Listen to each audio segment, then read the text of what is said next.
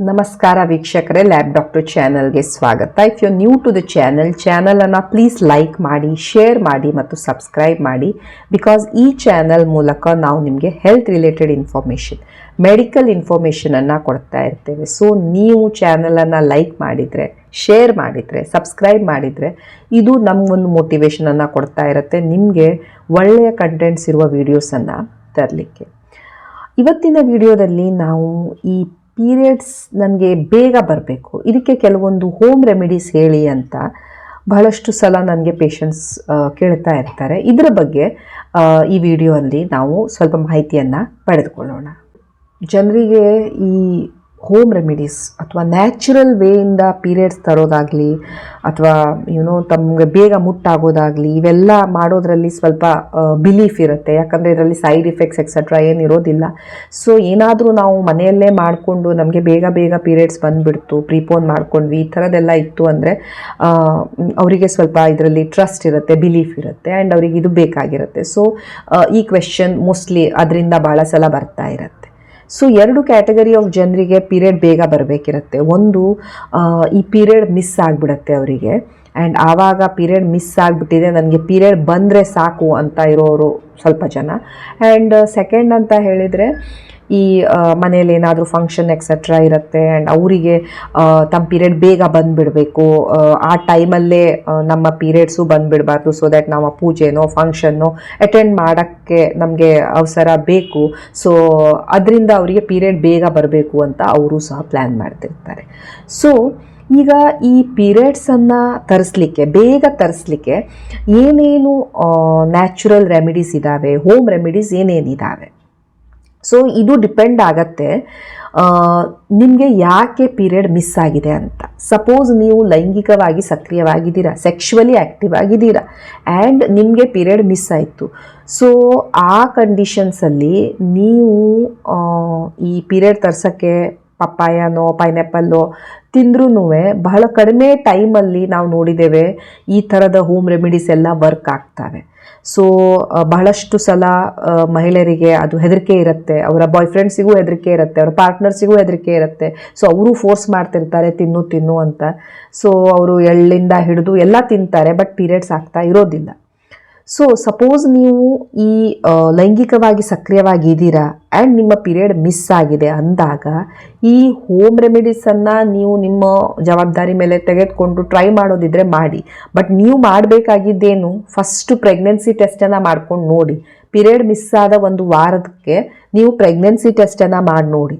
And suppose ಅದೇನಾದರೂ positive ಬಂತು ಅಂದರೆ ನೀವು ಈ ಹೋಮ್ ರೆಮಿಡೀಸಿಂದ ನಿಮಗೆ ಈ ಗರ್ಭಪಾತ ಆಗತ್ತೆ ಅಂತ ಕಾಯ್ತಾ ಕೂತ್ಕೊಳ್ಳೋದಕ್ಕಿಂತನೂ ನಿಮ್ಮ ಡಾಕ್ಟರ್ ಹತ್ರ ಹೋಗ್ಕೊಂಡು ಡಿಸ್ಕಸ್ ಮಾಡಿ. ಯಾಕಂದರೆ ಅವ್ರು ನಿಮ್ಮನ್ನು ಇಂಥ ಸಿಚುವೇಶನ್ಸಲ್ಲಿ ಗೈಡ್ ಮಾಡ್ತಾರೆ. ಐದರ್ ನಿಮಗೆ ಗುಳಿಗೆಯನ್ನು ಸಜೆಸ್ಟ್ ಮಾಡ್ಬೋದು ಅಥವಾ ನಿಮಗೆ ಕ್ಲೀನ್ ಮಾಡಿಸ್ಕೊಳ್ಳೋಕ್ಕೆ ನಿಮ್ಮ ಡಾಕ್ಟ್ರು ಹೇಳ್ಬೋದು. ಯಾಕಂದರೆ ಈ ಹೋಮ್ ರೆಮಿಡೀಸ್ ಏನಿದ್ದಾವೆ ಬಹಳಷ್ಟು ಕಡಿಮೆ ಕೇಸಸಲ್ಲಿ ನಾವು ನೋಡಿದ್ದೇವೆ ಇವುಗಳನ್ನು ತಿಂದು ಆ ಮಹಿಳೆಗೆ ಗರ್ಭಪಾತ ಆಗೋದು. ಅದರಲ್ಲೂ ಡಾಕ್ಯುಮೆಂಟೇಷನ್ ಇಲ್ಲ, ಎಷ್ಟು ತಿನ್ನಬೇಕು, ಹೇಗೆ ತಿನ್ನಬೇಕು, ಹಣ್ಣು ತಿನ್ನಬೇಕು, ಕಾಯಿ ತಿನ್ನಬೇಕು, ಇವುಗಳನ್ನು ತಿನ್ನೋದ್ರಿಂದ ಏನು ಸೈಡ್ ಇಫೆಕ್ಟ್ಸ್ ಆಗುತ್ತೆ ಅದನ್ನು ಎಲ್ಲೂ ಡಾಕ್ಯುಮೆಂಟೇಷನ್ ಮಾಡಿಲ್ಲ. ಸೊ ಬೆಸ್ಟ್ ಥಿಂಗ್ ಅಂತ ಹೇಳಿದರೆ ನಿಮ್ಮ ಡಾಕ್ಟ್ರನ್ನು ಭೇಟಿ ಹಾಕಿ. ನಿಮಗೆ ಮಗು ಬೇಕಂತ ಇತ್ತು, ವೆರಿ ಗುಡ್, ನಿಮ್ಮ ಪ್ರೆಗ್ನೆಂಟ್ ಇದ್ದೀರಾ. ಬಟ್ ನಿಮ್ಮ ಮಗು ಬೇಡ ಆ್ಯಂಡ್ ನಿಮ್ಗೆ ಆಲ್ರೆಡಿ ಪ್ರೆಗ್ನೆನ್ಸಿ ಆಗಿಬಿಟ್ಟಿದೆ. ಸೊ ನೀವು ಬೇಗ ಆ್ಯಕ್ಟ್ ಮಾಡಬೇಕಾಗತ್ತೆ ಆ್ಯಂಡ್ ನಿಮ್ಮ ಪ್ರಸೂತಿ ತಜ್ಞರು ಅಥವಾ ನಿಮ್ಮ gynaecologist is a best person who will help you. ಬಹಳಷ್ಟು ಸಲ ಪೇಷಂಟ್ಸ್ ಕೇಳ್ತಾರೆ, ನಮಗೆ ಗುಳಿಗೆ ಕೊಡಿ, ನಮಗೆ ಗುಳಿಗೆ ಕೊರಿಯರ್ ಮಾಡಿ, ನಾವು ಗುಳಿಗೆ ಬೇಕು, ನಮಗೆ ಇಲ್ಲಿ ಗುಳಿಗೆ ಕೊಡ್ತಾ ಇಲ್ಲ, ನಾವು ನಿಮ್ಗೆ ದುಡ್ಡು ಕೊಡ್ತೀವಿ, ಗುಳಿಗೆನ ಪಾರ್ಸಲ್ ಮಾಡಿ. ನೋಡಿ, ಈ ಗುಳಿಗೆ ಏನಿದೆ ಈ ಥರ ಪಾರ್ಸಲ್ ಮಾಡೋದಾಗಲಿ ಅಥವಾ ಕೊರಿಯರ್ ಮಾಡೋದಾಗಲಿ ಆ ಥರದ ಗುಳಿಗೆ ಅಲ್ಲ. ಈ ಗುಳಿಗೆಗೆ ತನ್ನದೇ ಆದಂಥ ಸೈಡ್ ಇಫೆಕ್ಟ್ಸ್ ಇದ್ದಾವೆ. ಈ ಗುಳಿಗೆಗೆ ಅನ್ಸೇಫ್ ಗುಳಿಗೆ ಅಂತ ಗೌರ್ಮೆಂಟ್ ಇದನ್ನು ಕ್ಯಾಟಗರೈಸ್ ಮಾಡಿದೆ. ಈ ಗುಳಿಗೆ ತಿನ್ಕೊಂಡು ಜೀವ ಹೋದವರು ಕೆಲವೊಬ್ಬರು ಇರ್ತಾರೆ. ಸೊ ಆದ್ದರಿಂದ ಜಸ್ಟ್ ಬಿಕಾಸ್ ನೀವು ಹೇಳ್ತಾ ಇದ್ದೀರಾ ಅಂತ ನಿಮ್ಮನ್ನು ನೋಡದೆ, ಪೇಷಂಟನ್ನು ಟೆಸ್ಟ್ ಮಾಡದೆ, ಪೇಷಂಟಿಗೆ ಸ್ಕ್ಯಾನ್ ಮಾಡದೆ ಎಲ್ಲ ಈ ಗುಳಿಗೆಯನ್ನು ಕೊಡೋಕ್ಕೆ ಆಗೋದಿಲ್ಲ. ಈ ಗುಳಿಗೆಯನ್ನು ಈ ರೀತಿ ಕೊಡಲೂಬಾರ್ದು. ಸೊ ಪ್ಲೀಸ್ ಈ ಥರ ಗುಳಿಗೆಯನ್ನು ಕೇಳೋದಾಗಲಿ, ರಿಕ್ವೆಸ್ಟ್ ಮಾಡೋದಾಗಲಿ, ನೀವು ದುಡ್ಡು ಕೊಟ್ಕೊಂಡು ನಿಮ್ಗೆ ಎಕ್ಸ್ಟ್ರಾ ದುಡ್ಡು ಕೊಟ್ಕೊಂಡು ಗುಳಿಗೆಯನ್ನು ನಿಮಗೆ ಪಾರ್ಸಲ್ ಮಾಡೋದಾಗಲಿ, ಈ ರೀತಿದು ಯಾವುದೂ ಎಕ್ಸ್ಪೆಕ್ಟೇಷನನ್ನು ಇಟ್ಕೊಳ್ಬೇಡಿ. ಈ ರೀತಿ ಗುಳಿಗೆಯನ್ನು ಕೊಡಲೂಬಾರ್ದು. ಹೀಗೆ ಮಾಡಿದರೆ ಅದು ತಪ್ಪಾಗತ್ತೆ. ಸೊ ಪ್ಲೀಸ್ ನಿಮ್ಮ ಡಾಕ್ಟ್ರನ್ನು ಭೇಟಿಯಾಗಿ, ಅವರು ಕೆಲವೊಂದು ಟೆಸ್ಟ್ ಮಾಡ್ಬೋದು, ನಿಮ್ಮನ್ನು ಎಕ್ಸಾಮಿನ್ ಅಟ್ಲೀಸ್ಟ್ ಮಾಡ್ಬೋದು, ನಿಮಗೆ ಗುಳಿಗೆ ಕೊಡೋದಕ್ಕೆ ನೀವು ಇದು ಸೇಫ್ ಆಗಿರತ್ತಾ ಇಲ್ವಾ ಅಂತ ನೋಡಿಕೊಂಡು ನಿಮಗೆ ಅವರು ಈ ಗುಳಿಗೆಯನ್ನು ನಿಮಗೆ ಕೊಡ್ಬೋದು. ಇನ್ನೊಂದು ಮೆಥಡ್ ಇದು ಬೇಡವೆ ಅಂತ ಹೇಳಿದರೆ ನಿಮಗೆ ಡಿ ಎನ್ ಸಿ ಇಮಿಡಿಯೇಟ್ಲಿ ನೀವು ಪ್ರೆಗ್ನೆಂಟ್ ಆದ ಟೈಮಿಂದಾನೇ ನಾವು ಮಾಡ್ಬೋದು. DNC ಅಥವಾ ಈ ಶಸ್ತ್ರಚಿಕಿತ್ಸೆಯ ಮೂಲಕ ನಾವೇನು ಕ್ಲೀನ್ ಮಾಡ್ತೇವೆ ಅದನ್ನು ಮಾಡೋಕ್ಕೆ ನೀವು 3 ತಿಂಗಳೇ ಆಗಿರಬೇಕು, 4 ತಿಂಗಳೇ ಆಗಿರಬೇಕು ಅಂತ ಇಲ್ಲ. ಪ್ರೆಗ್ನೆನ್ಸಿ ಆದ ಟೈಮಿಂದಾನೇ DNC ಮಾಡ್ಕೊಳ್ಬೋದು. DNC ಸಹ ಏನು ದೊಡ್ಡ ಪ್ರೊಸೀಜರ್ ಇರೋದಿಲ್ಲ. ಇದೊಂದು ಸಣ್ಣ ಶಸ್ತ್ರಚಿಕಿತ್ಸೆ. ಇದರಲ್ಲಿ ಎಲ್ಲಿನೂ ನಾವು ಕೊಯ್ಯೋದಾಗಲಿ ಹೊಲಿಯೋದಾಗಲಿ ಏನೂ ಮಾಡ್ತಾ ಇರೋದಿಲ್ಲ. ಈ ಗರ್ಭಕಂಠದ ಮುಖಾಂತರ ಒಂದು ಪೈಪನ್ನು ಹಾಕ್ಕೊಂಡು ಒಳಗಡೆ ಇರುವಂಥ ಎಲ್ಲ ಕಂಟೆಂಟ್ಸನ್ನು ನಿಮ್ಮ ಡಾಕ್ಟರ್ ಕ್ಲೀನ್ ಮಾಡಿ ಕಳಿಸ್ತಾರೆ. ಸೊ ಇದು ಒಂದು ಡೇ ಕೇರ್ ಪ್ರೊಸೀಜರ್. ಸೊ ನೀವು ಬೆಳಗ್ಗೆ ಹೋದರೆ ನೀವು ಮಧ್ಯಾಹ್ನ ಅಥವಾ ಸಂಜೆ ಒಳಗಡೆ ನಿಮ್ಮ ಡಾಕ್ಟರ್ ನಿಮ್ಮನ್ನು ಡಿಸ್ಚಾರ್ಜ್ ಮಾಡ್ಬೋದು. ಸೊ ಈ ಪ್ರೊಸೀಜರ್ ಸಹ ಬಹಳ ಸೇಫ್ ಇರುತ್ತೆ. ಕ್ವಾಲಿಫೈಡ್ ಡಾಕ್ಟರ್ ಮಾಡ್ತಾ ಇರೋದ್ರಿಂದ ಇದರ ರಿಸ್ಕ್ ಆಗಲಿ ಸೈಡ್ ಇಫೆಕ್ಟ್ಸ್ ಆಗಲಿ ಬಹಳ ಮಿನಿಮಲ್ ಇರುತ್ತೆ. So this wear the options. Suppose ನೀವು ಪ್ರೆಗ್ನೆಂಟ್ ಆಗಿಬಿಟ್ಟಿದ್ದೀರಾ ಅಂಥ ಕಂಡೀಷನ್ಸಲ್ಲಿ ಇವಿಷ್ಟೇ ಥಿಂಗ್ಸ್ ವರ್ಕ್ ಆಗ್ತಾ ಇರ್ತವೆ. ಹೋಮ್ ರೆಮಿಡೀಸ್ ಬಹಳಷ್ಟು ಸಲ ವರ್ಕ್ ಆಗ್ತಾ ಇರೋದಿಲ್ಲ. ಸೊ ಟೈಮ್ ವೇಸ್ಟ್ ಮಾಡದೆ ನೀವು ನಿಮ್ಮ ಡಾಕ್ಟರನ್ನು ಭೇಟಿಯಾಗಿ. ಈಗ ನೆಕ್ಸ್ಟ್ ಕ್ಯಾಟಗರಿ ಬರುತ್ತೆ, ಎಲ್ಲಿ ನಿಮಗೆ ಪೀರಿಯಡ್ಸ್ ಲೇಟ್ ಆಗಿದೆ ಆ್ಯಂಡ್ ನೀವು ಟೆಸ್ಟ್ ಮಾಡ್ಕೊಳ್ತೀರಾ, ಬಟ್ ನಿಮಗೆ ನಿಮ್ಮ ಪ್ರೆಗ್ನೆನ್ಸಿ ಟೆಸ್ಟ್ ನೆಗೆಟಿವ್ ಇದೆ. ಸೊ ಪ್ರೆಗ್ನೆನ್ಸಿ ಮಾತ್ರ ಈ ಪೀರಿಯಡ್ಸನ್ನು ಡಿಲೇ ಮಾಡೋದಕ್ಕೆ ಕಾರಣ ಇರೋದಿಲ್ಲ. ಬಹಳಷ್ಟು ಕಾರಣಗಳಿಂದ ಪೀರಿಯಡ್ಸ್ ಡಿಲೇ ಆಗ್ತಾ ಇರ್ಬೋದು.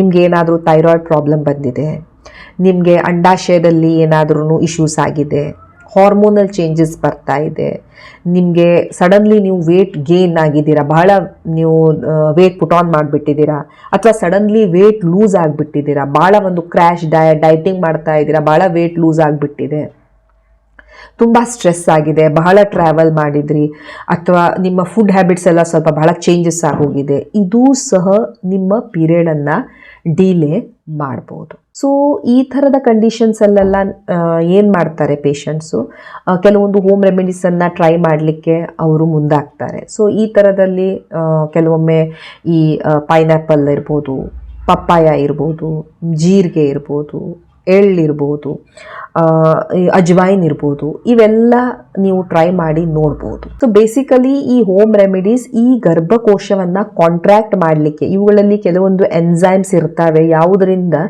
ಈ ಗರ್ಭಕೋಶ ಕಾಂಟ್ರಾಕ್ಟ್ ಆಗತ್ತೆ ಅಂತ. ಸೊ ಕೆಲವೊಬ್ಬರಿಗೆ ಇದು ವರ್ಕ್ ಆಗಬಹುದು. ಬಟ್ ಸಪೋಸ್ ನಿಮಗೆ ಯಾವಾಗಲಾದರೂ ಒಮ್ಮೆ ಈ ಥರ ಆಗ್ತಾ ಇದೆ, ಈ ಥರ ಇರ್ರೆಗ್ಯುಲರ್ ಪೀರಿಯಡ್ ಆಯಿತು, ಅಥವಾ ಪೀರಿಯಡ್ ಈ ಥರ ಸ್ವಲ್ಪ ಮುಂದೆ ಹೋಯಿತು, ಒಂದು 10 ದಿನ 15 ದಿನ ಮುಂದೆ ಹೋಯಿತು, ದ್ಯಾಟ್ ಈಸ್ ಫೈನ್.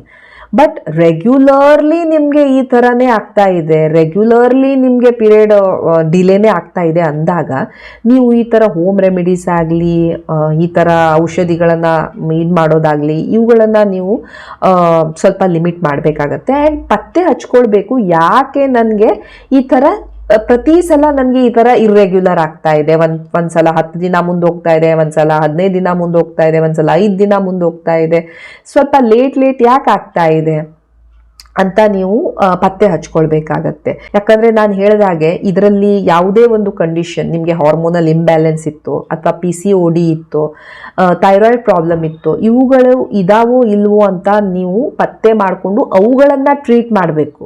ನಿಮಗೆ ಥೈರಾಯ್ಡ್ ಇಶ್ಯೂ ಇತ್ತು ಅಂದರೆ ನಾವು ಥೈರಾಯ್ಡನ್ನು ನಾವು ಟ್ರೀಟ್ ಮಾಡಿದಾಗ ಮಾತ್ರ ಈ ಪ್ರಾಬ್ಲಮ್ ಸಾಲ್ವ್ ಆಗುತ್ತೆ. ಅದು ಬಿಟ್ಟು ನಾವು ನಿಮಗೆ ಹಾರ್ಮೋನ್ ಗುಳಿಗೆ ಕೊಟ್ಕೊಂಡು ಪೀರಿಯಡ್ ತರಿಸ್ತೀವಿ ಅಂದರೆ ಈ ಹಾರ್ಮೋನ್ ಗುಳಿಗೆಗಳನ್ನು ನೀವು ರೆಗ್ಯುಲರ್ಲಿ ತಿಂತಾ ಇದ್ದರೆ ಅದರಿಂದ ಅದರದೇ ಆದ ಸೈಡ್ ಎಫೆಕ್ಟ್ಸ್ ಇರ್ತವೆ. ಸೊ ಯಾವಾಗಲಾದರೂ ಒಮ್ಮೆ ನಿಮಗೆ ಈ ಥರ ಏನೋ ಸ್ವಲ್ಪ ಪೀರಿಯಡ್ ಮುಂದೆ ಹೋಯಿತು, ಆವಾಗ ನೀವು ಈ ಥರ ಟ್ರೈ ಮಾಡಿದ್ರಿ, ಪರವಾಗಿಲ್ಲ. ಬಟ್ ರೆಗ್ಯುಲರ್ಲಿ ನಿಮಗೆ ಇರ್ರೆಗ್ಯುಲರ್ ಆಗ್ತಾ ಇದೆ ಪೀರಿಯಡ್ ಅಂದರೆ ನೀವು ನಿಮ್ಮ ಡಾಕ್ಟರನ್ನು ಒಂದ್ಸಲ ಭೇಟಿಯಾಗಿ ಕೆಲವೊಂದು ಬ್ಲಡ್ ಟೆಸ್ಟ್ ಮಾಡ್ತಾರೆ, ಒಂದು ಅಲ್ಟ್ರಾಸೌಂಡ್ ಮಾಡಿ ನೋಡ್ತಾರೆ ನಿಮ್ಮ ಅಂಡಾಶಯ ಹೇಗಿದೆ, ಗರ್ಭಕೋಶ ಹೇಗಿದೆ, ಟ್ಯೂಬ್ಸ್ ಹೇಗಿದ್ದಾವೆ, ಓವರೀಸ್ ಹೇಗಿದೆ, ಇವನ್ನೆಲ್ಲ ನೋಡಿ ಪತ್ತೆ ಹಚ್ತಾರೆ. ಏನಾದರೂ ಪ್ರಾಬ್ಲಮ್ ಇದೆಯಾ, ಥೈರಾಯ್ಡಲ್ಲಿ ಏನಾದರೂ ಇಶ್ಯೂಸ್ ಇದೆಯಾ, ರಕ್ತಹೀನತೆ ಆಗೋಗಿದೆಯಾ ಇದೆ ಈ ಮಹಿಳೆಗೆ, ಇವನ್ನೆಲ್ಲ ನೋಡಿ ಅದಕ್ಕೆ ತಕ್ಕ ಹಾಗೆ ಅವರು ಟ್ರೀಟ್ಮೆಂಟನ್ನು ಕೊಡ್ತಾ ಇರ್ತಾರೆ. ಆವಾಗ ಅದು ರೆಗ್ಯುಲರ್ ಆಗ್ತಾ ಇರುತ್ತೆ. ಬಹಳಷ್ಟು ಸಲ ನಾನು ನೋಡ್ತಾ ಇರ್ತೇನೆ, ಈ ಪೇಷಂಟ್ಸ್ ಡಾಕ್ಟರ್ ಹತ್ರ ಹೋಗೋದಿಲ್ಲ. ಅವರಿಗೆ ಈ ಥರನೇ ಪಿರಿಯಡು 1 ತಿಂಗಳ 10 ದಿವಸಕ್ಕೆ, 1 ತಿಂಗಳ 15 ದಿವಸಕ್ಕೆ, ಒಂದು ಸಲ 12 ದಿವಸಕ್ಕೆ ಈ ಥರ ಆಗ್ತಾ ಇರುತ್ತೆ. ಆ್ಯಂಡ್ ಅವರು ಹೋಮ್ ರೆಮಿಡೀಸನ್ನು ಈ ಥರ ಟ್ರೈ ಮಾಡ್ತಾ ಇರ್ತಾರೆ, ಈ ಥರ ಜೀರಾ, ಅಜ್ವೈನ್ ಎಕ್ಸೆಟ್ರಾ. ಕೆಲವೊಂದು ಸಲ ಆಗತ್ತೆ ಅದು, ಕೆಲವೊಂದು ಸಲ ಆಗೋದೇ ಇಲ್ಲ ಅಂದಾಗ ಡಾಕ್ಟರ್ ಹತ್ರ ಹೋಗ್ಕೊಂಡು ಈ ಔಷಧಿಗಳನ್ನು ತಗೊಳ್ತಾರೆ. ಅದು ಮೆಡ್ರಾಕ್ಸಿ ಪ್ರೊಜೆಸ್ಟ್ರಾನ್ ಇರ್ಬೋದು, ಅಥವಾ ಈ ಪ್ರೆಮಲೂಟ್ ಇರ್ಬೋದು, ರೆಜಿಸ್ಟ್ರಾನ್ ಇರ್ಬೋದು, ಈ ಥರದ ಔಷಧಿಗಳನ್ನು ತಗೊಳ್ತಾರೆ. ಹಾರ್ಮೋನಲ್ ಗುಳಿಗೆಗಳಿವು. ಆ್ಯಂಡ್ ಇವುಗಳಿಂದ ಪೀರಿಯಡ್ಸ್ ಬರುತ್ತೆ. ಬಟ್ ರೆಗ್ಯುಲರ್ಲಿ ನಾವು ಯಾವಾಗ ಈ ಥರ ಔಷಧಿಗಳನ್ನು ಯೂಸ್ ಮಾಡ್ತೇವೆ, ಅದು ನಿಮ್ಮ ಬಾಡಿಯಲ್ಲಿ ಹಾರ್ಮೋನಲ್ ಚೇಂಜಸನ್ನು ಮಾಡುತ್ತೆ. ಯಾಕಂದರೆ ಇವು ಸಹ ಕೆಲವೊಂದು ಹಾರ್ಮೋನ್ಸೇ ನಾವು ಕೊಡ್ತಾ ಇರೋದು. ಸೊ ಇದರಿಂದ ನಿಮಗೆ ಪ್ರಾಬ್ಲಮ್ಸ್ ಆಗಬಹುದು ಮುಂದೆ ಆನ್ ರೆಗ್ಯುಲರ್ ಯೂಸ್. ಸೊ ನಿಮಗೆ ಏನೋ ಒಂದು ಫಂಕ್ಷನ್ ಇದೆ ಯಾವತ್ತಾದರೂ ಒಮ್ಮೆ, ಆ್ಯಂಡ್ ನೀವು ಈ ಗುಳಿಗೆಗಳನ್ನು ತೆಗೆದುಕೊಳ್ತಾ ಇದ್ದೀರಾ ಪ್ರೀಪೋನ್ ಮಾಡೋಕ್ಕೆ, ಪೋಸ್ಟ್ಪೋನ್ ಮಾಡೋಕ್ಕೆ, ದಟ್ ಈಸ್ ಫೈನ್, ಅದು ಪರವಾಗಿಲ್ಲ. ಯಾವಾಗ ಬಾಡಿಯಿಂದ, ನಿಮ್ಮ ಬಾಡಿಯಿಂದ ಈ ಔಷಧಿಗಳು ವಾಶ್ಔಟ್ ಆಗಿಬಿಡ್ತವೆ, ಅದರ ಇಫೆಕ್ಟ್ ಸಹ ಮುಗಿತವೆ. ಬಟ್ ರೆಗ್ಯುಲರ್ಲಿ ಈ ಥರದ ಔಷಧಿಗಳನ್ನು ಯೂಸ್ ಮಾಡ್ತಾ ಇದ್ದೀರಾ ಅಂದಾಗ ಸ್ವಲ್ಪ ಎಚ್ಚೆತ್ಕೊಳ್ಳಿ, ನೋಡಿ ಯಾಕೆ ಏನು ಅಂತ, ಆ್ಯಂಡ್ ಅಕಾರ್ಡಿಂಗ್ಲಿ ಅದರ ತಕ್ಕ ಹಾಗೆ ಔಷಧಿಯನ್ನು ಮಾಡಿ. PCOS ಅಂತ ನಿಮಗೆ ಗೊತ್ತಾಯಿತು. ಈಗ PCOS ತುಂಬ ಕಾಮನ್. 5 ಜನರಲ್ಲಿ 3 ಜನರಿಗೆ PCOS ಇರುತ್ತೆ. ನಿಮ್ಮ ಡಯಟಲ್ಲಿ ನೀವು ಚೇಂಜ್ ಮಾಡಬೇಕಾಗತ್ತೆ, ನಿಮಗೆ ಎಕ್ಸಸೈಸ್ ನೀವು ಮಾಡಬೇಕಾಗತ್ತೆ, ಕೆಲವೊಮ್ಮೆ ಔಷಧಿಗಳನ್ನು ಸಹ ಹಾಕ್ತೀವಿ. ಅವನ್ನೆಲ್ಲ ಮಾಡಿದಾಗ ಆಟೋಮ್ಯಾಟಿಕಲಿ ಒಂದು ಹಾರ್ಮೋನ್ ಬ್ಯಾಲೆನ್ಸ್ ಬರುತ್ತೆ ಆ್ಯಂಡ್ ನಿಮ್ಮ ಪೀರಿಯಡ್ ರೆಗ್ಯುಲರ್ ಆಗುತ್ತೆ. ಅದನ್ನು ಬಿಟ್ಟು ನಾವು ಈ ಥರದ ಗುಳಿಗೆಗಳಿಂದ ನಾವು ಪೀರಿಯಡ್ ತರಿಸ್ತಾ ಇದ್ದೀವಿ ಅಂದರೆ that is not good in a long run. ನಿಮಗೆ ಹೋಮ್ ರೆಮಿಡೀಸಿಂದ ನನಗೆ ನ್ಯಾಚುರಲಿ ಪೀರಿಯಡ್ ಬರಬೇಕು ಅಂದಾಗ ಇವೇ ಎಲ್ಲ ಹೋಮ್ ರೆಮಿಡೀಸನ್ನು ನೀವು ಟ್ರೈ ಮಾಡಬಹುದು. ಅದು ನಾನು ಹೇಳಿದ ಹಾಗೆ ಜೀರಾ, ಅಜ್ವೈನು, ಪೈನಾಪಲ್ಲು, ಪಪ್ಪಾಯ ಎಲ್ಲ. ಬಟ್ ನೆನ್ಪಿಟ್ಕೊಳ್ಳಿ, ನೀವು ಪೀರಿಯಡ್ ಯಾಕೆ ಮಿಸ್ ಆಗಿದೆ, ಪ್ರತಿ ಸಲ ಹೀಗಾಗ್ತಾ ಇದೆಯೋ, ನೀವು ಲೈಂಗಿಕವಾಗಿ ಆ್ಯಕ್ಟಿವ್ ಇದ್ದೀರಾ, ನೀವು ಪ್ರೆಗ್ನೆಂಟ್ ಇದ್ದೀರಾ, ಇವೆಲ್ಲ ಮ್ಯಾಟರ್ ಆಗುತ್ತೆ. ನನಗೆ ನಾಳೆನೇ ಪೀರಿಯಡ್ ಬರಬೇಕು, ಆ ಥರದ್ದೊಂದು ಗುಳಿಗೆ ಕೊಡಿ ಅಂತ ಬಹಳಷ್ಟು ಸಲ ಕೇಳ್ತಿರ್ತಾರೆ. ಪ್ರೆಗ್ನೆನ್ಸಿ ಇದ್ಕೊಂಡು ನಾಳೆನೇ ಪೀರಿಯಡ್ ಆಗುವಂತಹ ಗುಳಿಗೆಗಳು ಇರೋದಿಲ್ಲ. ಅದಕ್ಕೆ ನೀವು ಗರ್ಭಪಾತವನ್ನು ಮಾಡ್ಕೊಳ್ಬೇಕಾಗತ್ತೆ. ನಿಮಗೆ ಮಗು ಬೇಡ, ನಿಮಗೆ ಪೀರಿಯಡ್ಸ್ ಬರಬೇಕು ಅಂದಾಗ. ಸೊ ಏನು ಕಂಡೀಷನ್ ಇದೆ ಅದು ಇಂಪಾರ್ಟೆಂಟ್ ಆಗುತ್ತೆ. ಅದ್ರ ಮೇಲೆ ಡಿಪೆಂಡ್ ಆಗುತ್ತೆ ಈ ಮನೆ ಮದ್ದುಗಳು ವರ್ಕ್ ಆಗ್ತಾವೋ ಇಲ್ವೋ ಅಂತ. ನಾನು ಇದನ್ನೆಲ್ಲಾನೇ ಕುಡಿತಾನೆ ಇರ್ತೀನಿ, ಬೇರೆ ಏನು ಪತ್ತೆ ಹಚ್ಕೊಳಕ್ಕೆ ಹೋಗೋದೇ ಇಲ್ಲ ಅಂದಾಗ it will not work for you. So when there is no pregnancy, ಈ ಥರದ್ದು ಯಾವುದೋ ಒಂದು ಸ್ವಲ್ಪ ಹಾರ್ಮೋನಲ್ ಚೇಂಜಸ್ಸಿಂದ ಎಲ್ಲ ಸ್ವಲ್ಪ ಆಗ್ತಾ ಇದೆ ಅಂದಾಗ ಈ ಥರದ remedies might work. But regularly ಆಗ್ತಾ ಇದೆ ಅಂದಾಗ ಇವು ಸಹ ಕೆಲಸ ಮಾಡ್ತಾ ಇರೋದಿಲ್ಲ, ಮತ್ತು ನಾವು ನಿಮ್ಮ ಪ್ರಾಬ್ಲಮನ್ನು ಪತ್ತೆ ಹಚ್ಚಕ್ಕೂ ಆಗ್ತಾ ಇರೋದಿಲ್ಲ. ಸೊ ನಿಮ್ಮ ಸೈಕಲ್ಸ್ ಬಗ್ಗೆ ತಿಳಿದುಕೊಳ್ಳಿ. ನೀವು ಲೈಂಗಿಕವಾಗಿ ಸಕ್ರಿಯವಾಗಿದ್ದರೆ ಆ್ಯಕ್ಟಿವ್ ಆಗಿರಿ ಚೆಕ್ ಮಾಡೋದ್ರಲ್ಲಿ. ನನಗೆ ಪೀರಿಯಡ್ ಇರ್ರೆಗ್ಯುಲರ್ ಆಗ್ತಾ ಇತ್ತು, ಅದಕ್ಕೆ ನಾನು ಚೆಕ್ಕೇ ಮಾಡಲಿಲ್ಲ, ಈ ಸಲನೂ ಹಾಗೆ ಆಯಿತು ಅಂತ ತಿಳ್ಕೊಂಡೆ ಅಂತ ಭಾಳಷ್ಟು ಸಲ ಹೇಳ್ತಿರ್ತಾರೆ. ಸೊ ನೀವು ಲೈಂಗಿಕವಾಗಿ ಸಕ್ರಿಯವಾಗಿದ್ದಾಗ, ನಿಮ್ಗೆ ಗೊತ್ತಿದೆ ನಿಮ್ಮ ಪ್ರೆಗ್ನೆನ್ಸಿ ಈಗ ಆಗೋದು ಬೇಡ ಅಂದಾಗ, ನೀವು ಬಹಳ ಮೈಂಡ್ಫುಲ್ ಆಗಿರಬೇಕು. ನನ್ನ ಪೀರಿಯಡ್ ಯಾವಾಗಿತ್ತು, ಯಾಕೆ ಮಿಸ್ ಆಗಿದೆ, ನನ್ನ ಪೀರಿಯಡ್ ಇರ್ರೆಗ್ಯುಲರ್ ಇದೆ, ಬಟ್ ಸ್ಟಿಲ್ ಏನಾದರೂ ಈ ಸಲ ನಾನು ಪ್ರೆಗ್ನೆಂಟ್ ಆಗಿರ್ಬೋದಾ, ಇವನ್ನೆಲ್ಲ ನೀವು ಯೋಚನೆ ಮಾಡಬೇಕು. ಯಾಕಂದರೆ ನೀವು ಎಷ್ಟು ಬೇಗ ಇಲ್ಲಿ ಆ್ಯಕ್ಟ್ ಮಾಡ್ತೀರಾ ಅಷ್ಟು ಪ್ರಾಬ್ಲಮ್ಸಿಂದ ನಿಮಗೆ ಸೇವ್ ಆಗ್ತಾ ಇರ್ತೀರ. ಎಷ್ಟು ಲೇಟ್ ಆ್ಯಕ್ಟ್ ಮಾಡ್ತೀರಾ ಅಷ್ಟು ನೀವು ಪ್ರಾಬ್ಲಮಿಗೆ ಸಿಕ್ಕಾಕೊಳ್ತಾ ಇರ್ತೀರ. ಅದೇ ರೀತಿ ನೀವು ಲೈಂಗಿಕವಾಗಿ ಸಕ್ರಿಯವಾಗಿಲ್ಲ, ಬಟ್ ಸ್ಟಿಲ್ ನಿಮ್ಮ ಪೀರಿಯಡ್ಸ್ ಈ ಥರ ಲೇಟಾಗಿ ಬರ್ತಾ ಇದೆ, ಏನಾದರೂ ಹಾರ್ಮೋನಲ್ ಇಶ್ಯೂಸ್ ಇರ್ಬೋದು. ನಾವು ಎಷ್ಟು ಬೇಗ ಅದನ್ನು ಪತ್ತೆ ಹಚ್ತೀವಿ, PCOD ಇರಲಿ, ಥೈರಾಯ್ಡ್ ಇರಲಿ, ರಕ್ತಹೀನತೆ ಇರಲಿ, ಎಷ್ಟು ಬೇಗ ಅದನ್ನು ಟ್ರೀಟ್ ಮಾಡ್ತೀವಿ ಅಷ್ಟು ನಿಮ್ಮ ಬಾಡಿಗೆ ಬರ್ಡನನ್ನು ಕಡಿಮೆ ಮಾಡ್ತಾ ಇರ್ತೀವಿ. So that is all about preponing the periods ಅಥವಾ ರೆಮಿಡೀಸ್, ಯಾವುದರಿಂದ ನೀವು ನಿಮ್ಮ ಪೀರಿಯಡ್ಸನ್ನು ಬೇಗ ತರಿಸ್ಬೋದು ಅಥವಾ ರೆಗ್ಯುಲರೈಸ್ ಮಾಡ್ಕೊಳ್ಬೋದು. Thank you so much for watching the video. Please like, share and subscribe the channel. Thank you.